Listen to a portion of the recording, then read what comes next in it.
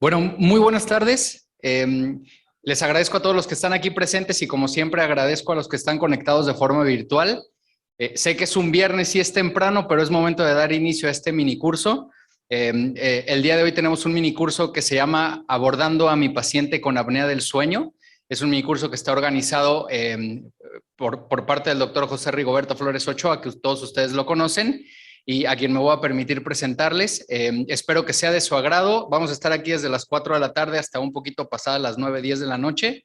Y bueno, como lo podrán haber visto en el programa, tenemos un montón de pláticas muy buenas, componentes excelentes y esperemos que sea de su agrado. Doctor José Rigoberto, muchas gracias por la organización del curso. Les cedo el micrófono. Muchas gracias. Bueno, bienvenidos. Primero, a agradecerle al Colegio de Otorrinolaringólogos del Estado de Jalisco, en específico a nuestro presidente, el doctor Luis Omar, por el espacio. Tenemos ya 3 años organizando en agosto un espacio para la medicina del dormir en el Colegio de Otorrinos de Jalisco y queremos que se haga como una especie de tradición que en los agostos de cada año tengamos un espacio para hablar un poco al respecto. Como recuerdan, el año pasado platicamos un poco de cirugía y ahora vamos a ir hacia las bases. También quiero agradecerle a nuestros ponentes por dejar su trabajo y venir aquí a nuestra ciudad para compartir de manera presencial y personal. Aquí eso para mí es muy importante que ellos se hayan tomado la molestia de dejar sus ciudades y venir acá con nosotros. Y asimismo a los laboratorios y a las empresas que nos respaldan, tanto a Aerosol Medical y a Infra por estar aquí presentes con nosotros. Conforme vamos avanzando en el programa, se van a dar cuenta que la intención en esta ocasión es qué debemos de hacer, qué debemos de revisar, qué debemos de preguntarle al paciente, cómo podemos clasificar al paciente para partir precisamente de esta base y poder ofrecerle una alternativa al tratamiento o incluso las empresas están aquí con la intención de que ustedes se acerquen y vean cómo se maneja un equipo de presión para que cuando llegue a su consulta de otorrinolaringología se le pueda ofrecer no nada más el estudio diagnóstico, sino también si traen un equipo de presión, pues ofrecer un comentario y poder valorar al paciente de manera integral. Voy a presentar a nuestros ponentes para no estarlo haciendo repetitivo y estar interfiriendo entre las charlas para que sea más ágil, porque como ya vimos son algunas charlas y el tiempo es un poco apretado.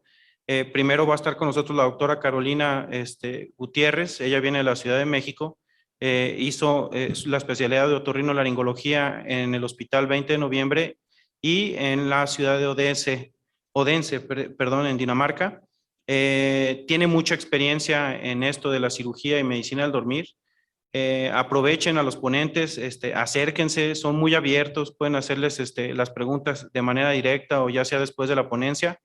La doctora Guadalupe Terán es psicóloga, es egresada de la Universidad Autónoma de México y laboró gran parte de su tiempo también en la UAM. Es un excelente ponente y es una autoridad para hablarnos del tema del cual va a venir precisamente, que es el otro factor que viene mezclado con los pacientes de apnea del sueño, como es el insomnio. El doctor Fernando Romo, que es aquí de la casa, es aquí de Jalisco, precisamente va a estar también con nosotros, y el doctor Rodolfo Lugo, que no necesita presentación, ha sido presidente, yo creo que de casi todas las asociaciones y sociedades en México de otorrinolaringología, actualmente nuestro presidente de la Sociedad Iberoamericana de Cirujanos de Sueño, y su servidor. Entonces vamos a darle un poquito de velocidad para la gente que nos está siguiendo online y que esto no se haga que no nos atrasemos.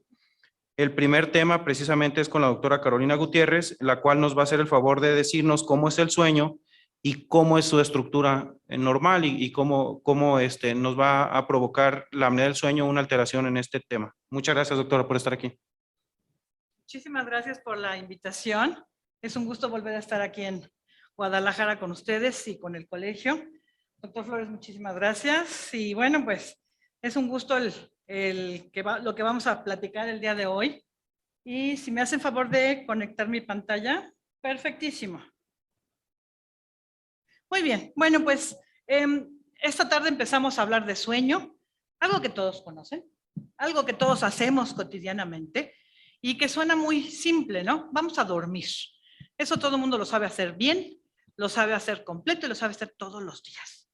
Pero resulta que tiene sus bemoles. Por ahí de los años 50 empezaron a hacer estudios en relación a sueño y a profundizar para ver qué es lo que pasaba con esto del sueño. Yo recuerdo cuando era de la secundaria, de la preparatoria, haber pensado que era una pérdida de tiempo acostarse a dormir. Eso de desconectarte y en vez de poder hacer tantas cosas que hay que hacer en este mundo, eso de acostarte y desconectarte como que venía inútil el asunto, ¿no? ¡Oh, sorpresa! Véanme ahora dedicado al sueño, dedicándome a que durmamos realmente bien. Entonces, bueno, pues, ¿qué pasa con el sueño? Tenemos un ciclo, como todos nuestros ciclos en la vida. Tenemos lo que es el ciclo del sueño y la vigilia.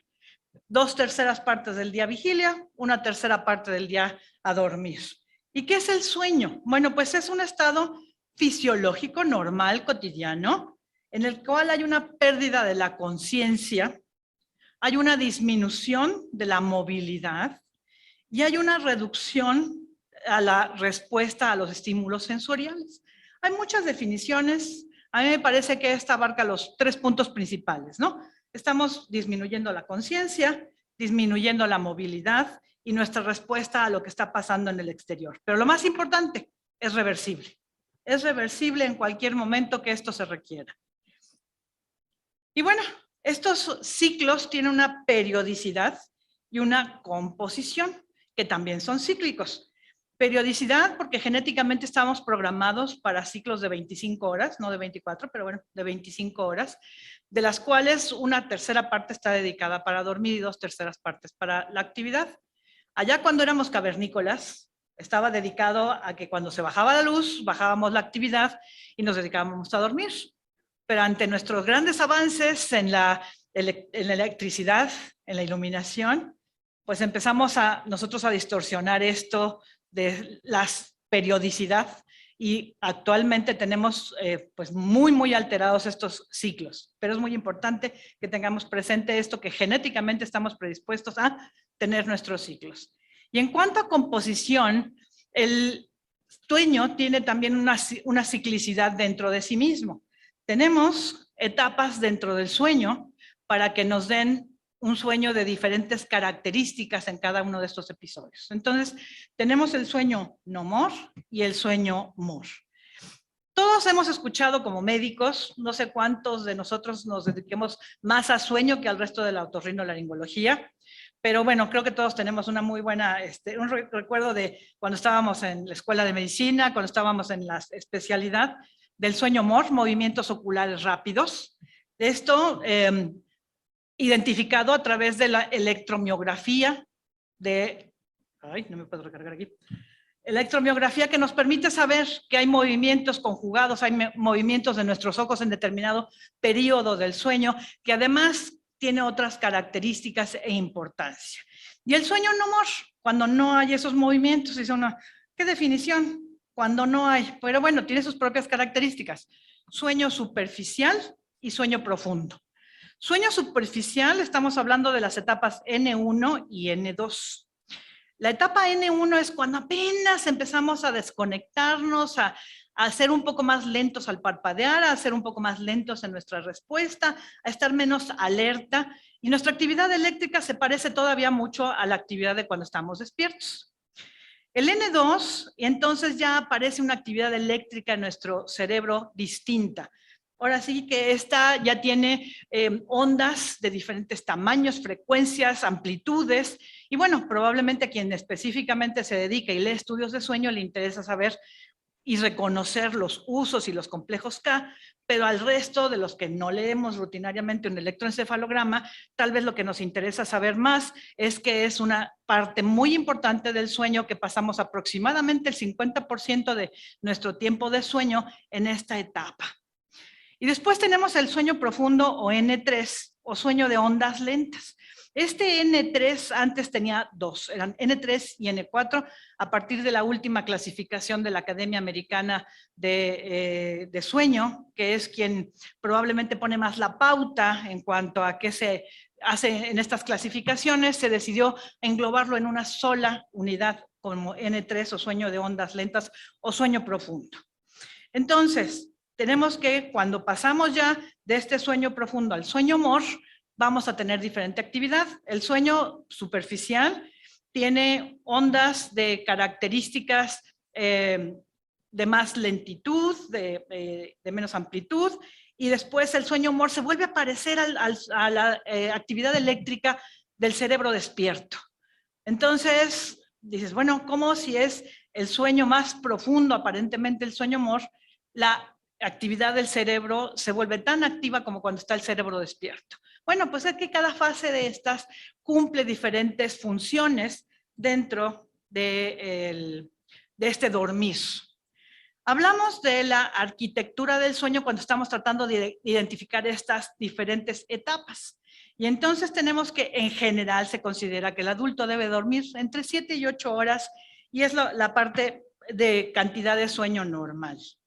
Y esto se repite en ciclos, y cada ciclo dura de 90 a 120 minutos. Y entonces vamos a identificar aquí, en el hipnograma que tenemos aquí a la derecha de la pantalla, estas diferentes etapas. Y lo tienen aquí con franjas de colores, de acuerdo a la actividad eléctrica, lo vamos marcando los tiempos que pasa.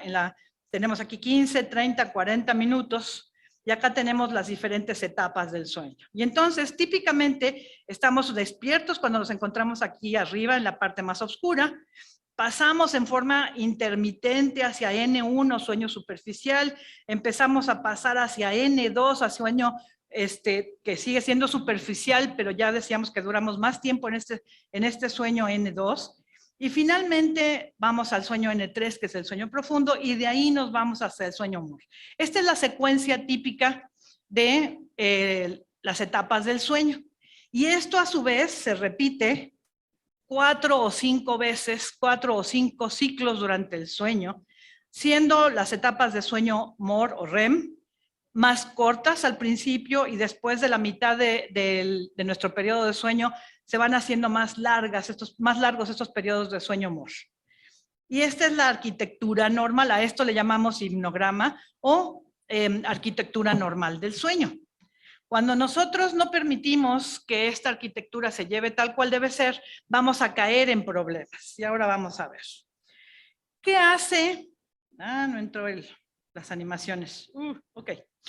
¿Qué pasa con nuestra fisiología cuando estamos en el sueño?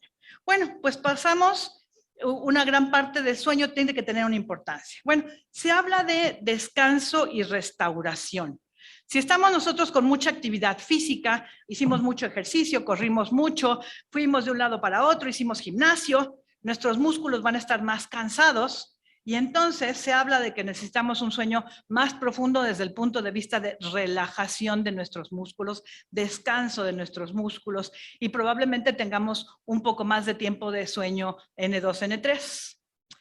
Cuando tenemos, al contrario, gran actividad acá en la memoria, cuando estamos en la memoria vamos a construir, vamos a estar muy activos durante el día, vamos a hacer mucha lectura, aprendimos mucho material nuevo. Bueno, pues tenemos que organizarlo. ¿Cómo vamos a hacer eso? Bueno, pues vamos a hacer nuevas conexiones entre nuestras neuronas, vamos a hacer nuevos archivos en nuestra memoria, y entonces vamos a tener una parte de construcción de esa memoria. Yo siempre les digo a mis pacientes una analogía muy simple. Si tú estás en tu oficina y estás recibiendo llamadas, estás recibiendo papeles, archivos, paquetería, empiezan a llenar tu escritorio de cosas. Llega el momento en que tienes que cerrar la puerta de tu oficina, apagar el teléfono y empezar a poner las cosas en orden. Si no, mañana cuando te entreguen otro paquete se va a caer de encima del escritorio. No hay forma donde ponerlo. Eso es lo que hace el cerebro cuando se desconecta un poco del exterior, le baja a su sensorialidad, le baja a hacer caso de lo que está pasando afuera y empieza a hacer sus propios archivos y dice, esto no me sirve. Y entonces estamos hablando de depuración, estamos hablando de eliminar todo aquello que no nos sirve, o estamos hablando de pasar esa información a archivos específicos conectados, cableados a través de neuronas, de la glía y de todas nuestras conexiones neuronales que nos permitan hacer un aprendizaje. Entonces, esta función de nuestro cerebro durante el dormir es muy importante. No solamente es descansen los músculos, descanse la circulación, es nuestro cerebro está muy activo a la hora de nuestro sueño MOR. Tenemos otras partes muy importantes como la hormona del crecimiento. Ya todos sabemos que las mamás están muy preocupadas porque el niño no duerme bien y entonces va a quedar chaparrito, no va a crecer. Eso hasta las mamás se la saben. Pero bueno, además de las hormonas del crecimiento, tenemos otras funciones muy importantes durante el sueño MOR en relación al sistema cardiovascular y al sistema respiratorio. Estos también tienen que tener su descanso. Y entonces tenemos algo que se llama dipping. Un porcentaje de nuestra presión arterial, un porcentaje de nuestra frecuencia cardíaca, de nuestra frecuencia respiratoria, va a disminuir una vez que entramos en sueño profundo. Se calcula que es alrededor de un 10%, no es muy importante, pero sin embargo, cuando vemos las consecuencias de no dormir, parece que ese pequeño 10% sí resulta muy importante en bajar frecuencias cardíacas, en bajar tensión arterial tanto sistólica como diastólica, en bajar la resistencia respiratoria. Y entonces tenemos acá que también durante el sueño no MOR y durante el sueño MOR hay pequeñas diferencias de unos a otros. Durante el sueño no MOR predomina un poco el parasimpático. Cuando estamos en sueño MOR tenemos exabruptos, entradas al sistema simpático. De repente estaba nuestro corazón muy tranquilito y de repente hace pequeñas aceleraciones. Estamos en sueño MOR. También disminuye, decíamos, la frecuencia cardíaca y la tensión arterial durante el sueño no MOR y tenemos nuevamente un poco más de actividad cuando estamos en el sueño MOR como cuando estamos despiertos. Un sobresalto, un pensamiento y nos saca de nuestra tranquilidad. El esfuerzo respiratorio también disminuye. Estamos hablando de que los músculos que nos hacen respirar, pues los intercostales, los accesorios, el diafragma, se ponen a descansar. Y dependemos grandemente del diafragma para poder respirar durante el sueño. Entonces también el esfuerzo respiratorio disminuye, sobre todo en las fases no MOR. Y también es muy importante aquí una diferencia en que somos más sensibles en la fase a las hipoxias e hipercapnias cuando estamos en no MOR, que cuando estamos en MOR nos volvemos menos sensibles. Y esto se va a reflejar en la sensibilidad de hacer despertares o no despertares cuando hacemos apneas. Y entonces aquí empezamos a darles pequeños detallitos, ¿no? Cuando tenemos un paciente que está en sueño MOR y que tiene apnea, probablemente vamos a ver más apneas durante el sueño MOR. Y si sabemos que la arquitectura del sueño tiene más periodos prolongados de sueño MOR en la segunda mitad de la noche, pues probablemente la mayor parte de nuestras apneas se vean reflejadas en la segunda mitad de la noche de un registro polisomnográfico. Finalmente, los sueños, bueno, muy importante aquí, el aumento de la irrigación a nivel perineal, tanto en mujeres como en hombres. En hombres es muy evidente la erección, pero también se presenta en la mujer. Y esto, a la larga también, si no tiene práctica, pues se pierde práctica y tenemos pacientes con apnea del sueño con disfunción eréctil. Y también tenemos la parte de los sueños. Los sueños son mucho más vívidos durante el sueño MOR. Tenemos una atonía muscular mucho más importante porque como los sueños son muy vívidos durante el sueño MOR, si empezáramos a hacer movimientos cuando estamos en sueño MOR, podríamos darle la golpiza al que tenemos junto, podríamos actuar nuestros sueños, que de hecho es parte de una patología, el que pueda haber movimientos durante el sueño MOR. Debemos de estar desconectados durante el sueño MOR para que no hagamos movimientos que pongan en peligro a nosotros o a nuestros acompañantes a la hora de dormir. Entonces, todo esto de la fisiología normal del sueño, pues se ve reflejado también en lo que vemos después como patologías, ¿no? Que es muy importante. ¿Qué pasa cuando el sueño es insuficiente? Bueno, pues para decir que es insuficiente, primero tenemos que saber un poquitito más de lo normal. Los niños duermen más horas, es más, de recién nacidos duermen más que el tiempo que están despiertos. Pero si estamos hablando de niños alrededor de 5 años, pues deberían estar durmiendo alrededor de 10 horas en 24 horas. Los adolescentes se vuelven muy dormilones, les toca crecer, ¿verdad? A la hora que van a echar ese estirón, las niñas de los 13 años y los chicos a los 16, 17 años requieren dormir más tiempo que de lo normal, pero se considera que en general se acercan más al tiempo que duermen los adultos. Y bueno, un adulto debe de dormir 6 a 8 horas normalmente. Si andamos durmiendo 5, que los médicos andamos generalmente por ahí, andamos en deficiencia de sueño. Y bueno, pues entonces vemos estas cosas abrumadoras, ¿no? Y perdón, pero todo esto traía animaciones y no están pasando las animaciones. No se entendió el sistema, pero bueno. ¿Qué pasa cuando tenemos problemas nocturnos con el sueño? Pues vamos a tener consecuencias diurnas. Y entonces, esto es muy importante a la hora que vemos pacientes, porque el paciente que padece de apneas o de trastornos respiratorios del sueño o de otros trastornos del dormir, probablemente no se dé cuenta de qué pasa. Que no se... Ay, ahora no vemos nada. Bueno, ok, les sigo platicando. Probablemente el paciente es el último en enterarse que tiene problemas de sueño. El que se va a enterar es el que se duerme junto con él. O hace que la pareja de habitación, la pareja de cama, es quien se va a dar cuenta que está teniendo problemas. ¿Cómo se puede dar cuenta el paciente? Bueno, pues por esto que pasa durante el día. Entonces, cuando hagamos nuestro cuestionario, nuestras preguntas a los pacientes que son de sueño, siempre les digo, tenemos que ver a ambos, a la pareja y al paciente. Y tenemos que aclararles desde antes. Vamos a tener 2 versiones de lo que está pasando. Lo que el paciente refiere, que es lo que se da cuenta cuando estamos en los síntomas diurnos, y los síntomas nocturnos que el paciente no se percate que nos va a dar o nos va a decir quien lo acompaña a dormir. Entonces no nos extrañe que sean 2 versiones distintas de la misma historia clínica. ¿Podremos checar qué pasa con la proyección? Y entonces tenemos latencia corta al sueño, que se oye muy pipiris nice, pero cuando hablamos en lenguaje común, porque la latencia corta al sueño quiere decir el típico, no, pues yo para cuando pongo la cabeza en la almohada ya voy dormido. ¿Sí? Normalmente para quedar dormido nos lleva alrededor de 15 a 20 minutos de estar en actividad cerebral de despierto a estar actividad cerebral de N1, N2, nos lleva 15 a 20 minutos, y el paciente con problemas de trastornos respiratorios del sueño le puede llevar 2 minutos. Somnolencia diurna, el cerebro necesita sus tiempos de dormir, sus tiempos de sueño profundo para poder, decíamos, archivar, desechar, organizar y descansar y regenerar terminaciones nerviosas, reconstruir músculos, pero si no le damos ese tiempo, se lo va a cobrar, no nos va a preguntar y nos va a dar sueño en sitios inadecuados, en sitios que no queríamos. En cuanto estemos en inactividad o incluso en actividad, nos vamos a caer dormidos. El estado de ánimo definitivamente se altera. Es una de las cosas en ocasiones que nos vienen a decir los pacientes después, cuando ya los tratamos, y nos viene y nos dice la esposa, ¿cómo te agradezco? Qué bien se siente hoy en día, qué buen modo tiene de decir las cosas y de vivir la vida, porque el paciente no se percata que está viviendo angustiado, cansado, enojado con la vida.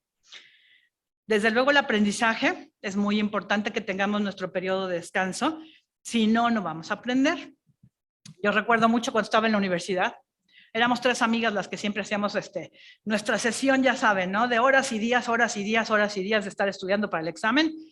Y yo llegaba el momento y les decía a mis 2 colegas que eran mucho más desveladas que yo ya no aprendo, me voy a dormir porque no puedo, no se me pega nada. Me iba a dormir, a lo mejor 2 horas, tampoco les voy a decir que mucho, pero algo iba a dormir, y ellas se seguían, porque eran mucho más trabajadoras que yo.